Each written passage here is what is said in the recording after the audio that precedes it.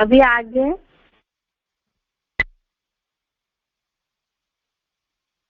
Basic course,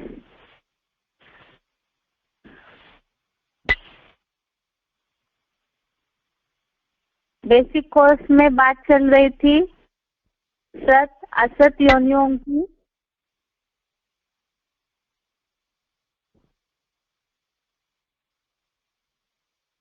जो अभी तक हमने समझा है,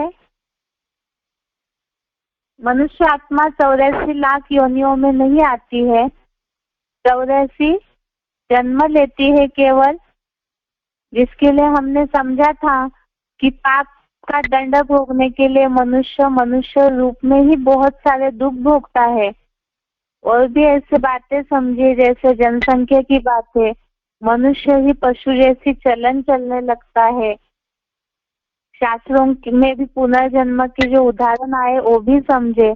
और भगवत गीता में भी मनुष्य पापों का दंड भोगने के लिए मनुष्य रूप में ही ऐसे दुखदायी जन्म मिलते हैं, जैसे स्त्रिया, वैश्य, शूद्र, इसे पाप योनियों के रूप में उल्लेख बोला हुआ है गीता में।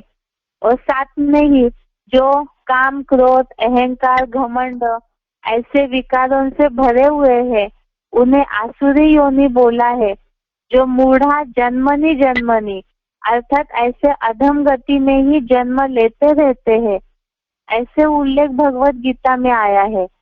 उसी के साथ साथ ही जैसे कि पशु योनियों के रूप में अलग से कहीं नहीं बोला है, लेकिन आसुरी योनि के रूप में ही जो जन्म लेते हैं उसे ही वास्तव में दुखदाई योनि बोला है, जो पापों के दंड के रूप में भोगते हैं। कल जैसे हमने समझा था एक श्लोक गीता का, गीता में सत असत योनियों का उल्लेख आया है। बहुत से ऐसे लोग हैं गीता पाठी ब्राह्मण जो सही रीति से गीता को पढ़ते हैं तो वो इन बातों को जरूर समझेंगे। सत और असत, इन दो शब्दों में वास्तव में अर्थ समाया हुआ है। सत माना सत्य और असत माना असत्य। लेकिन भगवत गीता के हिसाब से देखते हैं कि यहाँ इन दो बातों का योनियों के रूप में उल्लेख क्यों आया है। कल हमने 13वें अध्याय का 21वां श्लोक देखा था, अध्याय 13 श्लोक नंबर 21। इसमें बात आई है कि आत्मा प्रकृति में स्थित, प्रकृति से पैदा हुए 3 गुणों को भोगता है। इसके पहले भी हमने इस बात को समझाया है कि 3 गुण अर्थात सत, रज और तम, ये 3 गुणों को प्रकृति में स्थित, प्रकृति से पैदा हुए 3 गुणों को आत्मा भोगती है। और वास्तव में इसी के कारण, इन गुणों के कारण ही आत्मा प्रकृति के देह रूप पिंजड़े में बंध जाती है, जिसके लिए यहाँ बोला है भावार्थ में, इन गुणों में आसक्ति या लगाव इस आत्मा के सत असत योनियों में जन्म का कारण है। अभी प्रश्न है कि सत और असत योनि क्या होती है। योनिया माना तो जन्म के हिसाब से यहाँ बोला है, तो ये सत और असत योनियों का उल्लेख भगवत गीता में क्यों आया है, और इसका सत रज तम इन गुणों से भी कोई संबंध है क्या। सबसे पहले तो हमने जैसे पाप कर्मों का दंड के रूप में जो 14वें अध्याय का 15वां श्लोक और 16वें अध्याय का 20वां श्लोक देखा, अध्याय 14 श्लोक नंबर 15 और अध्याय 16 श्लोक नंबर 20, इसमें तामसी गुण वाले मूर्ख लोग आसुरी योनि को पाते हैं ऐसे आया है, जिसमें क्रूर मनुष्य ऐसे भी शब्द आया था। अर्थात जैसे जानवर क्रूर होते हैं, हिंसक होते हैं, इसी तरह से जो तामसी गुण वाले हैं, जिनमें अहंकार, घमंड, क्रोध, काम ऐसे विकारी भाव पूरी तरह से भरे हुए हैं, तो ऐसे मूढ़ा जन्मनी जन्मनी अर्थात ऐसे लोग अधम गति को पाते हैं, आसुरी योनियों में जन्म लेते हैं। अब इसमें ये जो तामसी गुण वाले हैं वो आसुरी योनियों वाले हैं, तो इसका मतलब इसके उल्टा जो सात्विक गुण वाले हैं वो जरूर देव योनि वाले होने चाहिए। अब ये इसके लिए भी गीता में कोई उल्लेख आया है क्या? इससे पहले देखते हैं आसुरी योनियों की निशानियां भगवत गीता में बताई तो देवताएं योनियों की अर्थात जो पुण्य करने वाले हैं, सात्विक गुण वाले हैं, तो उनकी भी निशानियां गीता में बताई होगी। तो वो निशानियां क्या है जिसके आधार से ही हम सत असत योनियों को समझ सकते हैं। गीता में शब्द आया हुआ है निर्मल लोक का। अभी हमें समझाना है सत योनियां होती क्या है। 14वें अध्याय का 14वां श्लोक देखिए, अध्याय 14 श्लोक नंबर 14। इसमें श्लोक है 14वें अध्याय का 14वां श्लोक। श्लोक देखिए, यदा सत्वे प्रवृद्धे तु प्रलयम याति देहभृत तदा उत्तम विदाम लोकान अम्लान प्रतिपद्यते। श्लोक दोबारा देखिए, यदा सत्वे प्रवृद्धे तु प्रलयम याति देहभृत तदा उत्तम विदाम लोकान अम्लान प्रतिपद्यते। अर्थात जब देहधारी सत्वगुण अति बढ़ने पर प्रलय कालीन महामृत्यु पाता है, तब तो पुरुषोत्तम को जानने वालों के निर्मल स्वर्गीय लोकों की देवताई पीढ़ियों में जन्म पाता है।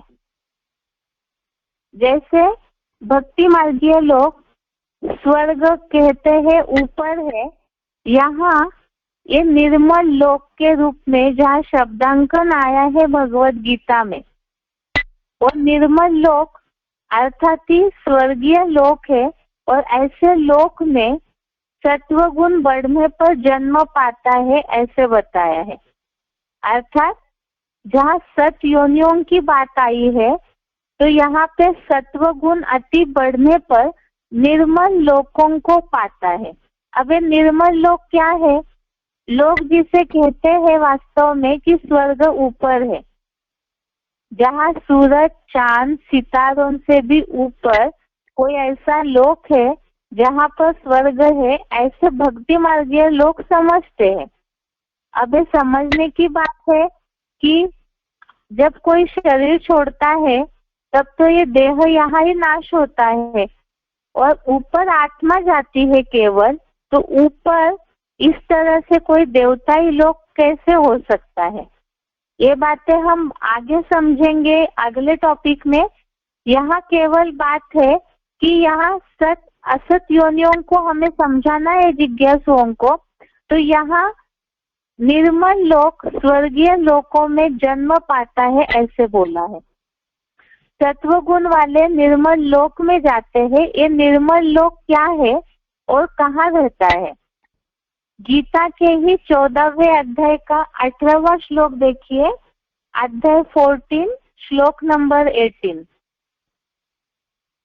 18वां श्लोक देखिए, श्लोक है, ऊर्ध्वं गच्छन्ति सत्वस्ता मध्ये तिष्ठन्ति राजसः जघन्य गुणवृत्तिस्ता अधो गच्छन्ति तामसः। श्लोक दोबारा देखिए, श्लोक नंबर 18, ऊर्ध्वं गच्छन्ति सत्वस्ता मध्ये तिष्ठन्ति राजसः जघन्य गुणवृत्तिस्ता अधो गच्छन्ति तामसः। अर्थात यहाँ पर सभी को गुण अनुसार स्थान बता दिया है इस श्लोक में। भावार्थ में सत्व गुण में स्थित ऊपर जाते हैं।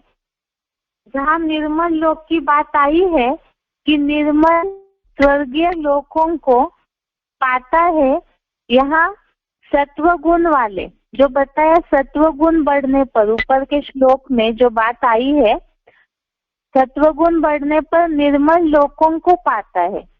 और यहाँ बताया है सत्व गुण में स्थित ऊपर जाते हैं। रजोगुणी मध्य में स्थित होते हैं और जघन्य गुण वृत्तियों में स्थित। जघन्य का अर्थ ब्रैकेट में दिया है पापियों की हिंसावादी ऐसे गुण में वृत्तियों में जो स्थित होते हैं वो तामसी लोग अधोगति को जाते हैं। अधोगति को अर्थात हमने पहले भी देखा है अधम गति दुर्गति को पाते हैं। और यहाँ जैसे क्लैरिफिकेशन में अर्थ अच्छे से लिखा है रौरव नरक की असहनीय यातनाओं में जाते हैं। अब यहाँ ये भी बात है कि क्लैरिफिकेशन सहित जो अर्थ है वो तो हम ज्ञान में चलने वाले अच्छी रीति से समझ सकते हैं, लेकिन हो सकता है कि बाहर की दुनिया वाले वो जो गीता पढ़ते हैं उसी हिसाब से समझेंगे। इसीलिए जब भी अर्थ समझाएंगे तो इसका जरूर ध्यान रखिए जिज्ञासुओं को अर्थ समझाते समय जो बोल्ड वाला अर्थ है जो ब्रैकेट में नहीं है वैसा अर्थ ही समझाने का प्रयास करें पहले, और जब वो नहीं समझ पाते हैं तब क्लैरिफिकेशन सहित अर्थ समझाए। क्योंकि हो सकता है लोग इसमें बात उठाए कि ये तो आप लोगों का अपना क्लैरिफिकेशन है, लेकिन बाहर की जो गीताएं है उसमें भी इस तरह का उल्लेख आया हुआ रहता है। इसीलिए पहले जो शब्दशः अर्थ है उसी के आधार से जिज्ञासुओं को समझाए। तो जहाँ सत योनियों की बात चल रही थी, सत योनियों की बात के लिए जो बताया कि सत्व गुण बढ़ने पर निर्मल लोक को पाता है और सत्व गुण बढ़ने वाले जो सत्व गुण में स्थित है वो ऊपर ऊंची स्थिति में जाते हैं, और जो तामसी लोग है अर्थात आसुरी लोग है वो अधोगति को जाते हैं। अभी बात है सत्व गुण वाले ऊपर जाते हैं तो फिर ये निर्मल लोक या सत्व गुण वाले ऊपर जाते हैं तो क्या ये निर्मल लोक ऊपर है क्या? ये बात जरूर ध्यान रखें।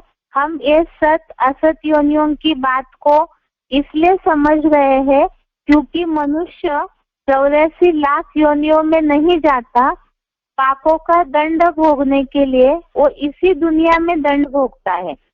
तो गीता में जैसे बात आई है आसुरी योनियों वाले अधम गति को पाते हैं अर्थात नीची गति को पाते हैं, दुर्गति को पाते हैं। तो इससे विपरीत जो देवताई गुण वाले होंगे, अच्छे गुण वाले, सत्व गुण वाले, सात्विक गुण वाले, वो जरूर देवताओं को पाते हैं। और इसमें ये बात हमें समझनी है, जिज्ञासुओं को क्लियर करनी है, वास्तव में मनुष्य ही अपने गुणों में अच्छा होने के कारण पुण्य बढ़ जाता है, तब वो ऊंची स्थिति में देवताई पद को पाता है। और जब वो नीचे पाप कर्म करता है तो इसी दुनिया में ही वो असुर बनता है। तो इस बात को क्लियर करने के लिए ही हमें सत असत योनियों की बात को समझ रहे हैं। सबसे पहले हमने इस बात को समझा कि 3 गुणों के कारण मनुष्य जन्म मरण के चक्र में आने के लिए बंधा हुआ है, और उसमें सबसे पहले जो बात आई है कि माना ये जो गुणों का लगाव है यही सत असत योनियों में जन्म का कारण है।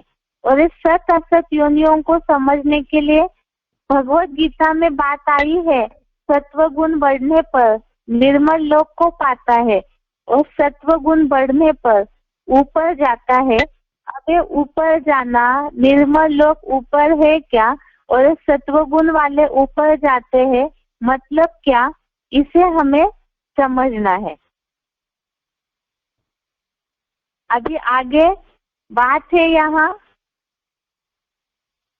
कि सच में ही वास्तव में ऊपर और नीचे, अर्थात जैसे दुनिया में भक्ति मार्ग में बहुत ऐसी बातें बोलते हैं, बहुत शब्द ऐसे बोलते हैं, तल अतल वितल ऐसे कुछ कुछ शब्द है भक्ति मार्गीय शास्त्रों में, लेकिन वास्तव में जो पाताल लोक धरती के नीचे है, कहते हैं असुर वहां रहते हैं, और सूरज चांद सितारों से ऊपर कोई अलग से स्वर्ग लोक है।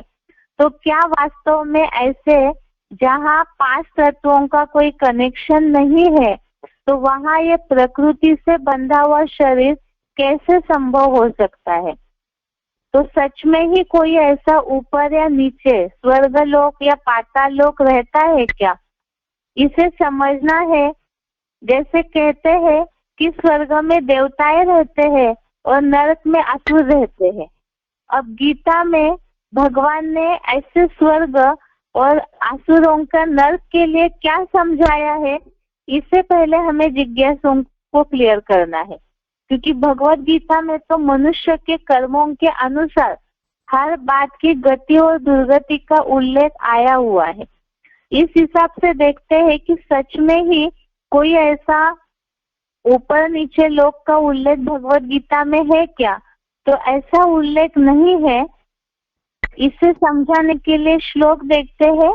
16वें अध्याय का 6वां श्लोक, अध्याय 16 श्लोक नंबर 6। अभी हम समझ रहे हैं इस टॉपिक को कि क्या सच में ही स्वर्ग ऊपर और पाताल में कोई नरक लोक है क्या, आसुरी लोक है क्या? या तो फिर अगर नहीं है तो फिर वो दोनों लोग या असुर या देवताएं कहाँ होते हैं वास्तव में? इसे क्लियर करने के लिए ही 16वें अध्याय का 6वां श्लोक, अध्याय 16 श्लोक नंबर 6 देखिए। श्लोक है, वो भूत सर्गो लोके अस्मिन् दैव आसुर एव च दैवो विस्तरशः प्रोक्त आसुरम पार्थ मे शृणु। श्लोक दोबारा देखिए। दो भूत सर्गो लोके अस्मिन् दैव आसुर एव च दैवो विस्तरशः प्रोक्त आसुरम पार्थ मे शृणु। अर्थात हे पार्थ, इस दुनिया में प्राणियों की सृष्टि, यह शब्द आया है इस दुनिया में, अर्थात जहाँ भगवान अर्जुन को गीता ज्ञान समझा रहे हैं उस पृथ्वी लोक की दुनिया की बात बताई कि इस दुनिया में प्राणियों की सृष्टि दो प्रकार की ही है, देवताओं की और राक्षसों की। दैवी सृष्टि विस्तार से बताई गई, आसुरी सृष्टि मेरे से सुन। जैसे 16वें अध्याय के लिए इसके पहले भी बताया, दैवी संपदा के साथ जन्म लेने वाले और आसुरी संपदा के साथ जन्म लेने वाले दोनों की भी निशानियां 16वें अध्याय में बताई है। और उसी में ये बात आई है कि ये दोनों भी वास्तव में, ये प्राणी जो है, दोनों प्रकार के प्राणी इसी सृष्टि पर जन्म लेते हैं। इसीलिए यहाँ बताया देवताओं की और राक्षसों की, दो ही प्रकार की प्राणियों की सृष्टि इस दुनिया में है। तो इस श्लोक से ही ये बात सिद्ध होती है कि वास्तव में अलग से कोई देवताएं ऊपर है और राक्षस कोई नीचे धरातल में, कोई पाताल लोक धरनी के नीचे है, ये बात नहीं है। इसमें ही ये बात आई कि ऊपर या नीचे कोई दूसरा लोग नहीं होता है। यहाँ पर ही सत्व गुण वाले ऊपर और तमोगुण वाले नीचे जाते हैं। इसका और अच्छी तरह से अर्थ हम भगवत गीता के आधार से जिज्ञासुओं को क्लियर करेंगे कि ऊपर और नीचे वास्तव में ये सूरज चांद सितारों से ऊपर और धरनी के नीचे की बात नहीं है, बल्कि यहाँ ऊंची और नीची स्टेज की बात है। अब जिज्ञासुओं को ये बात तो समझ में नहीं आएगी, ये ऊंची और नीची स्टेज होती क्या है। वैसे तो जो दैनंदिनी भाषा है बोलचाल की, उसमें लोग ये समझते हैं कि विचारों से कोई नीचे गिरता है तो वो नीचे है, और विचारों से जो ऊंचा है, जो चलन से ऊंचा है, कर्मों से जो ऊंचा है, तो ऊंची स्थिति वाला है। इस तरह से थोड़ा जिज्ञासुओं को क्लियर करना होगा।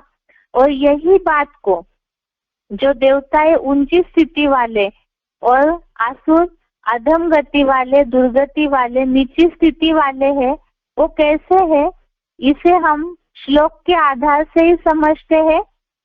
सबसे पहले 16वें अध्याय का 20वां श्लोक, अध्याय 16 श्लोक नंबर 20। अध्याय 16 श्लोक नंबर 20 देखिए।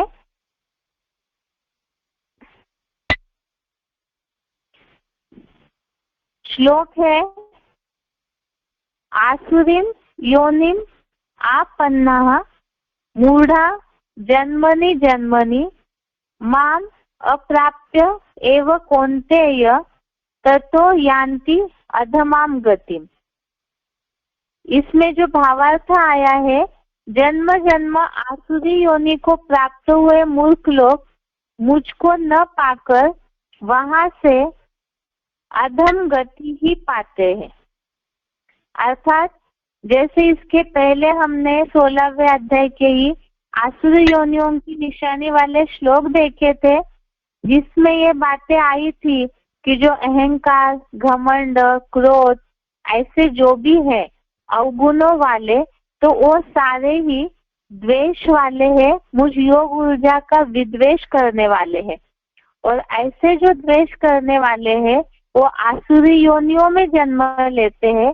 और ऐसे आसुरी योनि को प्राप्त हुए जो मूर्ख लोग हैं वो अधम गति को, अर्थात अति दुखों की अधम गति को ही पाते हैं। तो इससे ये बात हुई अधम गति अर्थात ही नीचे गति। तो यहाँ आसुरों की बात बताई, जो पाप कर्म करने वाले हैं, जिनकी विचारधारा नीचे गति वाली है, विकारों वाली है, तो ऐसे जो है वो अधम गति को पाते हैं। इसका मतलब अभी तक हम श्लोकों के आधार से इस बात को समझाते आए जिज्ञासुओं को, मनुष्य ही जब नीचे गिरता है तो असुर बन जाता है। जैसे पाप योनियों की बात का श्लोक हमने समझा था कि पाप योनियों वाले स्त्रियां, वैश्य तथा शूद्र बनते हैं। ऐसे ही पापी कौन कौन है? वो अति का जो पाप करने वाले हैं वो असुर बनते हैं, नीचे बन जाते हैं। और ऐसे ही जो सत्व गुण वाले हैं वो ऊपर अर्थात निर्मल लोक को जाते हैं, ऊंची गति को पाते हैं, अर्थात मनुष्य से देवता जैसे बन जाते हैं। माना मनुष्य जब ऊंची स्टेज अर्थात सत्व गुण को पाता है तो देवता बन जाता है, और नीची स्टेज अर्थात तमोगुण को पाता है तो असुर बन जाता है। इसलिए कहा जाता है देवताएं ऊपर और असुर नीचे रहते हैं, जो वास्तव में स्थिति व गति की बात है। जैसे कि दुनिया में इस बात को सभी लोग जानते हैं और इस बात को समझते भी है। कोई बहुत हिंसक है, कोई बहुत क्रोधी होते हैं, या जिस तरह से हिंसा वाले कोई कांड होते हैं, तो लिखते समय भी न्यूज में वगैरह लोग बोलचाल की भाषा में भी बोलते हैं, राक्षसों जैसे कर्म करते हैं, जानवरों जैसे कर्म करते हैं। तो लोग इस बात को समझते हैं कि वास्तव में ऐसे जो हिंसक, क्रूरता वाले, क्रोधी करने वाले जो कर्म करने वाले हैं और राक्षसी गुण वाले हैं। लेकिन बुद्धि में जिस तरह से शास्त्रों में अलग अलग प्रकार से वर्णन आया हुआ है, या तो जो भी उनका अलग अलग प्रकार से असुरों का वर्णन बताया जाता है, तो इससे यह समझते हैं कि सच में ही असुर कोई ऐसे अलग चेहरे वाले, सींगों वाले ऐसे कुछ होंगे। ये भावना लोगों की बुद्धि में बैठी हुई है। लेकिन मनुष्य जहाँ ऐसे कर्म करते हैं इसी दुनिया में, तो ये जरूर समझते हैं कि राक्षसों जैसे कर्म करते हैं, नराधम जैसे कर्म करते हैं, ऐसे ऐसे शब्द प्रयोग करते हैं लोग। लेकिन इस बात को सही रीति से समझ नहीं पा रहे हैं। तो यही बातें हमें जिज्ञासुओं को क्लियर करनी है कि जो हम बोलचाल में समझते हैं तो वास्तव में यही राक्षसीपना या यही आसुरीपना है। अलग से उसके लिए कोई धरनी के नीचे कोई पाताल लोक होगा ऐसे नहीं है। इसी धरती पर ही वास्तव में ही जो कर्म, अपने कर्मों से ही मनुष्य ऊंचा उठता है, अपने विचारों से ही मनुष्य ऊंचा उठता है और विचारों से और नीच कर्म से मनुष्य नीचे गिर के असुर बन जाता है। और इसे ही भगवत गीता में सत्व, रज और तम इन बातों को बताया है, जिसके लिए अभी अभी हमने देखा श्लोक में ही, जो कि 14वें अध्याय का जो 18वां श्लोक है, 18 नंबर श्लोक, इसमें ये बात आई सत्व, रज और तम इन तीनों गुणों में स्थित लोगों की निशानियां बताई हुई है कि जो सत्व गुण वाले हैं वो सतयुग त्रेतायुग के स्वर्ग लोक में ऊपर अर्थात ऊंची स्थिति में जाते हैं, और रजोगुण वाले द्वापर युग से नर निर्मित नरक लोक में जाते हैं, और जो जघन्य अर्थात अति के पापी हिंसावादी है तो कलयुग जो कलह क्लेश का युग है, यहाँ पर मनुष्य अति के तामसी बन जाते हैं और यहाँ ही नरक जैसी कीड़े मकोड़े जैसी जिंदगी जीने लगते हैं, तो वही आसुर जैसे बन जाते हैं, जिनमें जैसे जानवरों में समझ नहीं होती है, भावनाएं नहीं होती है, तो मनुष्य भी अपने विचारों से बेसमझ पत्थर जैसा जानवरियत बुद्धि वाला क्रूर बन जाता है, हिंसात्मक बन जाता है, तो उन्हें ही वास्तव में असुर बोला है। आज हमने इस बात को समझा। टॉपिक में बात चल रही थी कि 84 लाख योनियों में वास्तव में जाने की आवश्यकता नहीं है।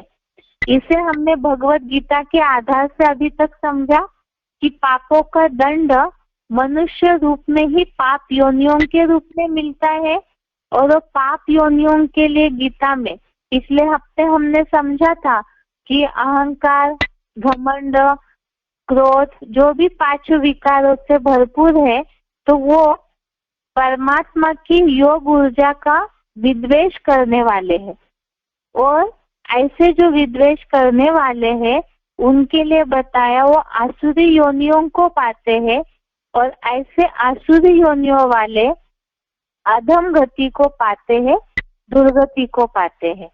ये तो हमने गीता के आधार से समझा कि मनुष्य ही वास्तव में पाप योनियों के रूप में असुर या राक्षस बन जाते हैं।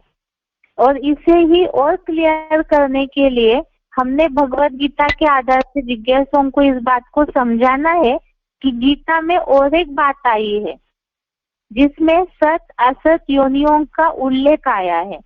84 लाख योनियों में जाने की आवश्यकता नहीं है, बल्कि मनुष्य यहाँ अपने कर्मों के अनुसार सत और असत योनियों को प्राप्त करता है। कैसे?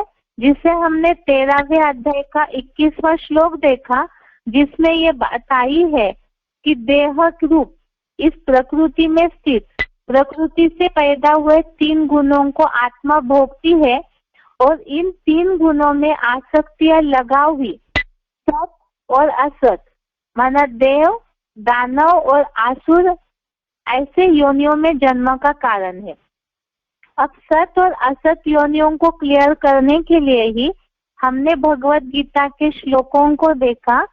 14वें अध्याय का 14वां श्लोक, इसमें ये बात आई है कि सत्व गुण अति बढ़ने पर प्रलयकालीन महामृत्यु को पाता है, और पुरुषोत्तम को जानने वाला निर्मल स्वर्गीय लोकों की पीढ़ी में जन्म लेता है। और ये निर्मल लोक क्या है, जिसके लिए ही और आगे क्लियर करने के लिए बात आई 18वें श्लोक में कि सत्व गुण में स्थित ऊपर ऊंची स्थिति में जाते हैं, और जो तामसी लोग हैं वो अधोगति को पाते हैं। इसी से ये बात सिद्ध हो गई, सत्व गुण वाले ऊपर जाते हैं और तमोगुण वाले अधोगति को आसुरी योनियों को नीचे जाते हैं या तो दुर्गति को पाते हैं। अभी ये बात को हमें क्लियर करना है जिज्ञासुओं को, ये सत्व गुण वाले निर्मल लोक को पाते हैं, ऊपर जाते हैं, मतलब क्या, और आसुरी होने वाले अधोगति को पाते हैं, नीचे जाते हैं, मतलब क्या। तो दुनिया में जो मान्यता है स्वर्ग ऊपर है और नरक नीचे है, इस बात को हमें क्लियर करना है जिज्ञासुओं को कि वास्तव में ऐसे कोई ऊपर या नीचे पृथ्वी के अलावा कोई अलग से लोक नहीं होता है, सब कुछ यहाँ पृथ्वी पर ही होता है। इस बात को भगवत गीता के आधार से ही क्लियर किया है, जो 16वें अध्याय का 6वां श्लोक है, अध्याय 16 श्लोक नंबर 6। इसमें ये बात आई है जो आया है 2 भूत सर्गो लोके अस्मिन्। इस श्लोक में ये बात आई है, इस दुनिया में प्राणियों की सृष्टि 2 प्रकार की है, देवताओं की और राक्षसों की। तो इस दुनिया में ये जो बात आई है, अर्थात भगवान जहाँ अर्जुन को गीता सुना रहे हैं कलयुग के अंत में, तो उस दुनिया में प्राणियों की 2 ही प्रकार की सृष्टि है, एक तो देवताओं की और दूसरी राक्षसों की। तो इसी से सिद्ध हुआ कि इसी दुनिया में ही दोनों भी है। तो वो कैसे? अर्थात ही जैसे सत्वगुण बढ़ने पर ऊपर जाता है, अर्थात अपने कर्म, सत्वगुण बढ़ना अर्थात अच्छे कर्मों के आधार से, अपने अच्छे विचारों के आधार से मनुष्य ऊपर उठता है तो देवता ही पद पाता है, और जब नीचे गिरता है कर्मों से हिंसात्मक बन जाता है तो असुर या राक्षस बनता है।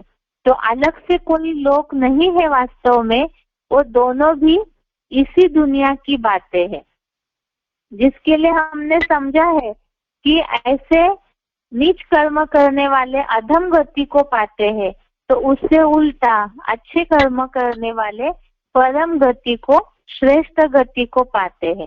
तो आज इस बात को क्लियर किया कि अलग से कोई जानवर योनियों में जाने की आवश्यकता नहीं है, इसी दुनिया में पाप का भी दंड मिल जाता है असुर राक्षस बन के, और पुण्य का भी पद प्राप्त होता है देवता ही पद के रूप में। अभी इस बात को जिज्ञासुओं को हमें क्लियर करना है आगे। जैसे साइंस ने भी इस बात को सिद्ध किया है कि पृथ्वी में ही ऐसी जगह है, जैसे उत्तर ध्रुव और दक्षिण ध्रुव, जहाँ पर प्राणियों की सृष्टि पनप नहीं सकती है। सूर्य से उचित दूरी जहाँ पर है वहाँ ही जीवन हो सकता है, संभव है। तो इसी के आधार से, साइंस के आधार से भी हम इस बात को क्लियर करेंगे कि वास्तव में जब पृथ्वी पर ही ऐसी स्थिति है तो और ग्रह उपग्रह पर जीवन संभव ही नहीं है, और उसके ऊपर इतना बड़ा जो देह का, जिसे शिव बाबा बोलते हैं कि देह इतना भारी है, इसमें मिट्टी का भारीपन है, तो ये जो दुम्ब है देह की, ये ऊपर कैसे हो सकती है। तो इसीलिए ही ये सारी बातों को क्लियर करने के लिए कल समझते हैं हम। आज के लिए यहाँ तक ही। ओम शांति।